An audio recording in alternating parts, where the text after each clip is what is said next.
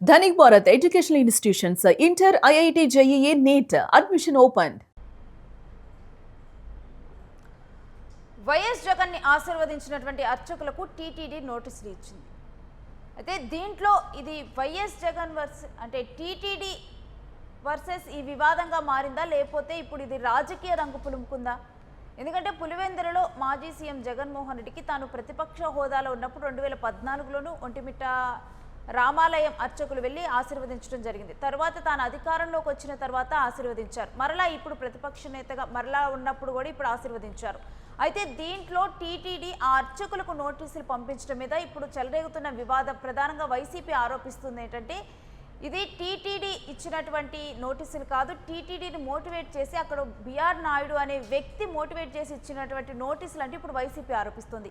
దీంతో ఈ వివాదం రాజకీయ రంగు పులుముకుంది. పులివెందులలో ఇప్పుడు మాజీ సీఎం జగన్మోహన్ రెడ్డిని ఒంటిమిట్ట కోదండ రామాలయం అర్చకులు ఆశీర్వదించడంతో ముందస్తు అనుమతి లేదంటూ నోటీసులు జారీ చేయించింది టీటీడీ ఉన్నతాధికారులు. అయితే మాజీ సీఎం జగన్మోహన్ రెడ్డికి శేషవస్త్రం, రాములోరి తోమాల, ముత్యాల తలంబ్రాలను అందజేసి వేద ఆశీర్వచనం అందించారు. ముగ్గురు అర్చకులకు నోటీసులు జారీ చేశారు. ఇలా అందించిన వారికి టీటీడీ నుంచి 2 రోజుల్లో సమాధానం ఇవ్వాలంటూ ఇప్పుడు అర్చకులకు ఆదేశాలు అందాయి.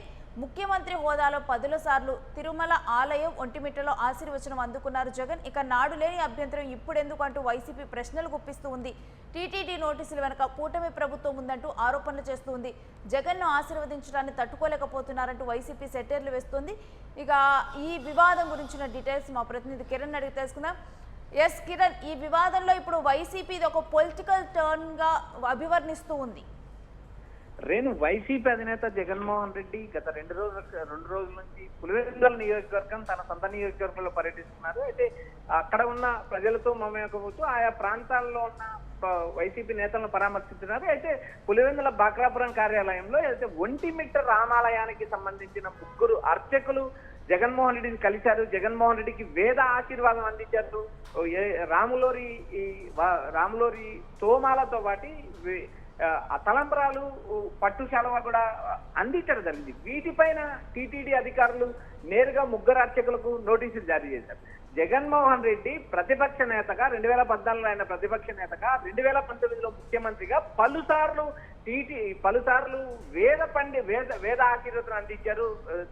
ఇటు తిరుమల అధికారులు కావచ్చు, తిరుమల వెళ్ళినప్పుడు టీటీడీ అధికారులు కావచ్చు, ఒంటిమిట్ట రామాలయం వెళ్ళినప్పుడు రాములోరి అర్చకులు కావచ్చు. ఇక్కడ ప్రధానంగా గతంలో లేని ఇబ్బంది కానీ గతంలో లేని అభ్యంతరం కానీ ప్రస్తుతానికి ఎందుకు వచ్చింది?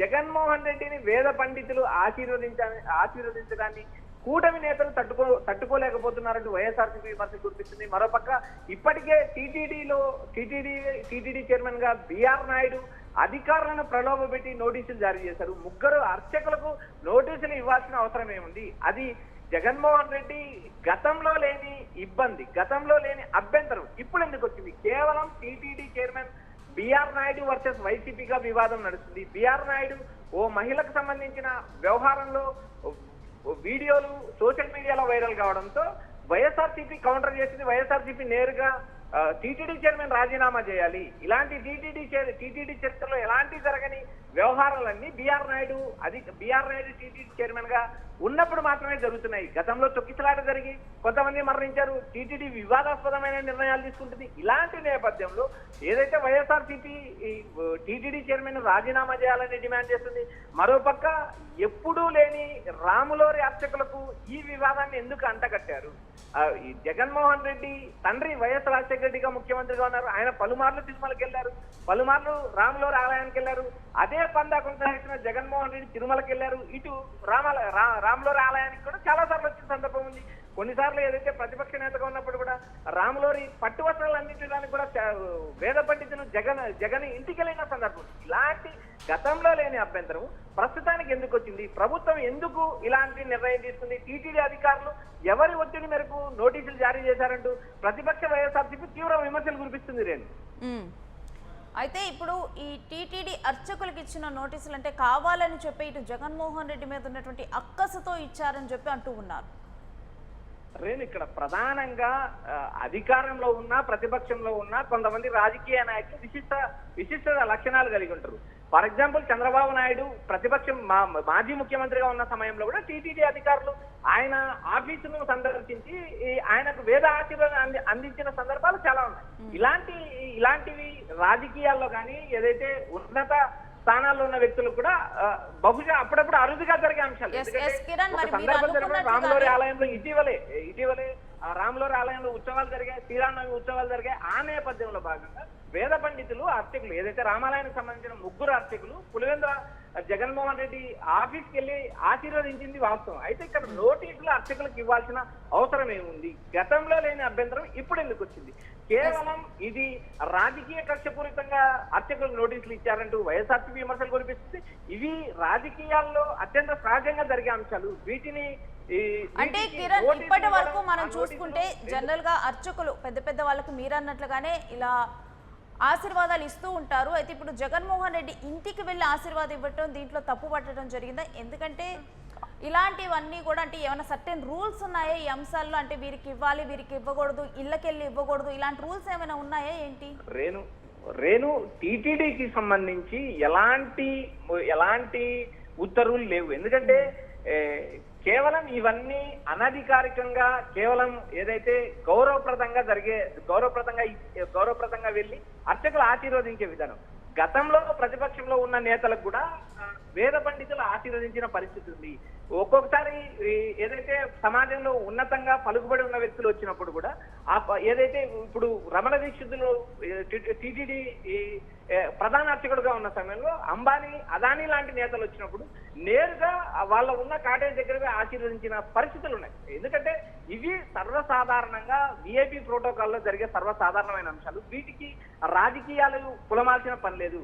సంబంధం లేని నేతల దగ్గరికి పోయి ఆశీర్వాదాలు ఇచ్చినప్పుడు ఈ రాష్ట్రానికి సంబంధించిన వ్యక్తి ప్రతిపక్ష నేతగా ఒకసారి ప్రతిపక్ష నేతగా, మరోసారి ముఖ్యమంత్రిగా, మరోసారి ప్రతిపక్షంలో ఉన్న జగన్మోహన్ రెడ్డికి వేద పండితులు ఆశీర్వదించడానికి ఆశీర్వదించితే అర్చకులకు ఎందుకు నోటీసులు ఇవ్వాలి?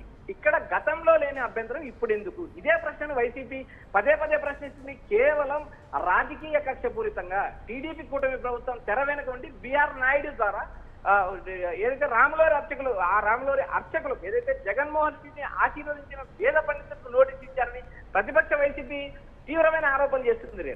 Right, thanks for the details Kiran. ఇక మాజీ సీఎం జగన్మోహన్ రెడ్డి శేషవస్త్రం, రాములోరి తోమాల, వీటితో అక్కడ ఉన్నటువంటి దృశ్యాలు మనం చూస్తున్నాం కదా. అక్కడ ఉన్నటువంటిది ఒంటిమిట్ట రామాలయంలో ఉన్నటువంటి అర్చకులు జగన్మోహన్ రెడ్డి ఇంటికి రావటము, ఆయనకి స్వామివారి తోమాల శేషవస్త్రం అలంకరించి తరువాత ముత్యాల తలంబ్రాలను అందచేసి వేద ఆశీర్వచనాన్ని అందించారు. ఇప్పుడు ఇక్కడ ఉన్నటువంటి 3 అర్చకులకు నోటీసులు జారీ చేశారు టీటీడీ ఉన్నత అధికారులు. 2 రోజుల్లో ఈ నోటీసులకి సమాధానం ఇవ్వాలని అర్చకులకు ఆదేశాలు ఇచ్చారు. అయితే దీని మీద వైసీపీ మాట్లాడుతున్నటువంటి అంశాలను మనం చూస్తే ఇప్పటి వరకు దీని మీద అంటే అధికార పక్షంలో ఉన్నటువంటి నేతకే ఇలాంటి ఆశీర్వచనాలు ఇవ్వాలి, ప్రతిపక్షంలో ఉన్నటువంటి నేతకి ఇవ్వకూడదు, ఇలాంటి రూల్స్ అనేవి ఏమీ లేవు అఫీషియల్గా. కానీ ఈ విధంగా నోటీసులు పంపించడం కావాలని చెప్పి జగన్మోహన్ రెడ్డి మీద ఉన్నటువంటి అక్కసుతో పంపించారని చెప్పి కూడా వాళ్ళు ప్రధానంగా చెబుతూ ఉన్నారు.